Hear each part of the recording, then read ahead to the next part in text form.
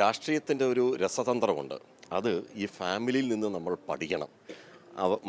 മകളിപ്പോൾ അഭിഭാഷകയാണ്. അപ്പോൾ ഈ തിരക്കിനിടയിലും മകളെ നല്ലൊരു നിലയിലെത്തിക്കാൻ ഈ ഫാമിലിക്കും കഴിഞ്ഞു. പൊതുപ്രവർത്തന രംഗത്ത് മാതൃകാപരമായിട്ടുള്ള ഒരു പ്രവർത്തനം കാഴ്ചവെക്കുകയാണ് മന്ത്രിയും ഇപ്പോൾ കൊല്ലം ജില്ലാ പഞ്ചായത്ത് പ്രസിഡൻ്റായി തിരഞ്ഞെടുക്കപ്പെട്ട ഡോക്ടർ ലതാദേവി. മിനിസ്റ്ററെ, ഭാര്യ ഇതിപ്പോൾ മുമ്പും നിങ്ങൾ ജനപ്രതിനിധികളായിട്ടുണ്ട്. ഇപ്പോൾ ജില്ലാ പഞ്ചായത്ത് എന്ന് പറയുന്ന ഒരു വലിയൊരു ചുമതലയിലേക്ക്, ഒരു ജില്ലയുടെ മുഴുവനും ചുമതലയിലേക്ക് വരികയാണ്. അതെ, വളരെ വലിയ ഉത്തരവാദിത്വമാണ്.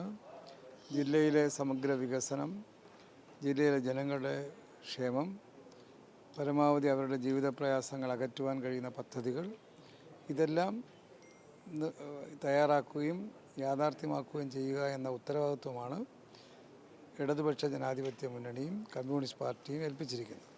അതുകൊണ്ട് തന്നെ അത് നന്നായി വിജയിപ്പിക്കാൻ പ്രാപ്തിയുള്ള ഒരു ജില്ലാ പഞ്ചായത്താണ് കൊല്ലം ജില്ലാ പഞ്ചായത്ത്. അതിൻ്റെ ചുമതല ഏറ്റെടുക്കുന്നത് ലതാദേവിക്ക് അതിനുള്ള പ്രാപ്തി ഉണ്ട് എന്നുള്ള കാര്യം എനിക്കും അറിയാം, ജനങ്ങൾക്കും അറിയാം. മുൻകാല പ്രവർത്തനങ്ങളുടെ അനുഭവം വെച്ചുകൊണ്ട് അതിനനുസരിച്ചും പ്രവർത്തനങ്ങളുമായി മുന്നോട്ട് പോകും. അങ്ങ് കൈകാര്യം ചെയ്യുന്ന ഒരു വകുപ്പുണ്ട്. ആ വകുപ്പ് എന്ന് പറഞ്ഞാൽ വീട്ടമ്മമാരുടെ ബജറ്റിനെ ബാധിക്കുന്ന അല്ലെങ്കിൽ അത്തരം പ്രശ്നങ്ങൾ കൈകാര്യം ചെയ്യേണ്ട ഒരു വകുപ്പ് കൂടിയാണ്. ആ നിലയിൽ വീട്ടമ്മ എന്ന നിലയിൽ നമ്മുടെ ഈ വീട്ടമ്മ എന്ന നിലയിൽ അറിയേണ്ടുന്നത് ഇത്തരം എൻ്റെ വകുപ്പിൻ്റെ പ്രവർത്തനങ്ങളിൽ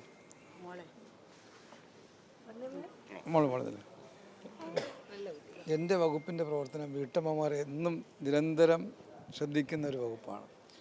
അപ്പം ഞങ്ങൾ ആ വകുപ്പുമായി ബന്ധപ്പെട്ട സ്ഥാപനങ്ങളിൽ നിന്നാണ് ഉൽപ്പന്നങ്ങൾ വാങ്ങുന്നത്. ഇന്നും അത്തരം കടകളിൽ പോയി വാങ്ങുന്നത് അഭിമാനത്തോടെയാണ് കാണുന്നത്. അതുകൊണ്ട് തന്നെ അതിൻ്റെ കുറവുകൾ, പോരായ്മകൾ മനസ്സിലാക്കാൻ നേരിട്ട് കഴിയുന്നു. അത്തരം അഭിപ്രായങ്ങൾ പലപ്പോഴും, പ്രത്യേകിച്ചും വീട്ടമ്മമാരുടെ പ്രതികരണങ്ങൾ എൻ്റെ ശ്രദ്ധയിൽപ്പെടുത്തുന്നത് ലതാദേവി പലപ്പോഴും പെടുത്താറുണ്ട്. അതിലൂടെ പരിഹരിക്കാൻ, കൂടുതൽ മെച്ചപ്പെടുത്താൻ ഞാൻ പരിശ്രമിച്ചിട്ടുമുണ്ട്. ആണോ? അങ്ങനെ ചെയ്തിട്ടുണ്ടോ? ഇപ്പോൾ ഒരു ജില്ലാ പഞ്ചായത്ത് പ്രസിഡന്റ് ചുമതലയിലേക്ക് അങ്ങ് വരികയാണ്. മുമ്പ് MLA ആയിരുന്ന ഒരു വലിയ അനുഭവം, പ്രത്യേകിച്ച് അതേ ഡിവിഷൻ, ഇപ്പോൾ ജില്ലാ പഞ്ചായത്തിൻ്റെ ഒരു വലിയ ചുമതലയിലേക്ക് വരുന്നു. ഈ മന്ത്രി ഈ പറഞ്ഞ കാര്യം ഒരു വീട്ടമ്മ കൂടിയാണല്ലോ, അത് പരിഹരിച്ചിട്ടുണ്ടോ? അത് വീട്ടമ്മ എന്നുള്ള നിലയ്ക്ക് മാത്രമല്ല, പൊതുപ്രവർത്തകരുടെയും വിഷയമാണത്. സ്ത്രീകളുടെ ആകെ വിഷയമാണ്, സമൂഹത്തിൻ്റെ വിഷയമാണ്. ആ നിലയ്ക്ക് സമൂഹത്തിനിടയിൽ പൊതുപ്രവർത്തനം നടത്തുന്ന ആളുകളെ സംബന്ധിച്ചിടത്തോളം സ്വാഭാവികമായിട്ടും ആദ്യം അവരുടെ ശ്രദ്ധയിലാണ് ഇത്തരം വിഷയങ്ങൾ കടന്നു വരിക. അത് തീർച്ചയായിട്ടും ശ്രദ്ധയിൽപ്പെടുത്തുന്നതിന് വേണ്ടി ശ്രമിച്ചിട്ടുണ്ട്.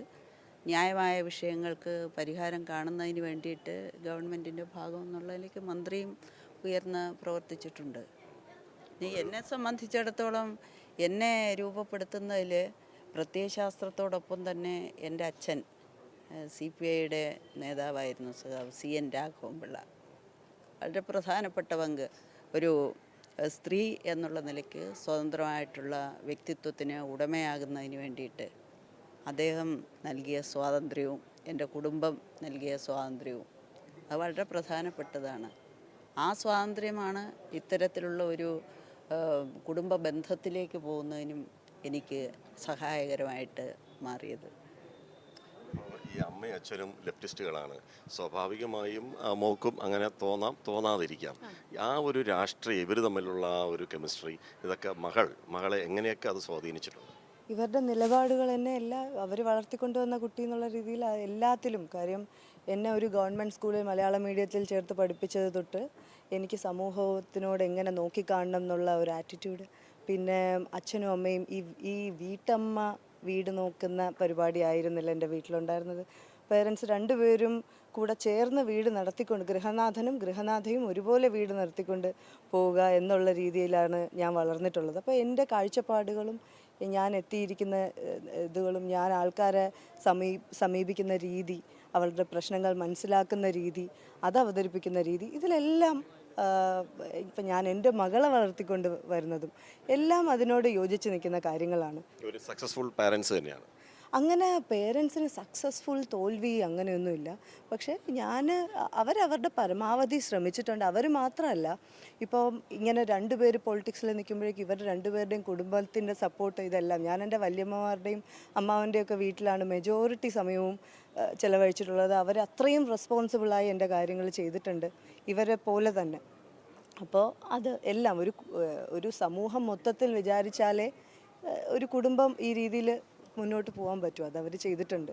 ഇവരും അവരുടെ റെസ്പോൺസിബിലിറ്റി ചെയ്തിട്ടുണ്ട്. എല്ലാവരും സക്സസ്ഫുള്ളാണ്.